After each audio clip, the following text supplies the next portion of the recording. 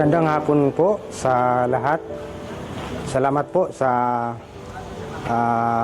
oras na ito. Ako po si Pastor Ronald sa taga Rizal, Palawan. Ako po ay nagpapasalamat sa BLTC na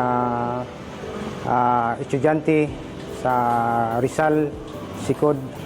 Ako po ay nagpapasalamat sa bumubuo nito at malaking maitulong para sa akin sapagkat yung spiritual na kaalaman buhat sa Panginoon ay malaking maitulong at ito ay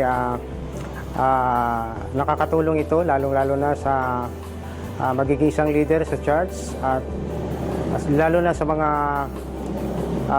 membro sa loob ng church at ito ay kakatulong ang spiritual na buhat sa pag-aaral. At malaking maitulong ito sa amin upang mapalago ang spiritually sa pamagitan ng pag-aaral. At umaasa ako na lalo pang lalago ang kaalaman buhat sa pag-aaral na ito. At alam ko po na lalong nadagdagan ang kaalaman buhat sa pag-aaral namin at lalo pang higit na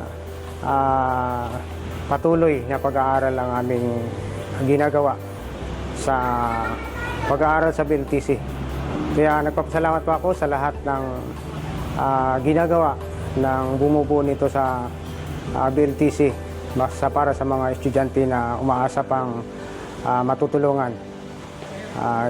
Maraming salamat po sa hapong ito.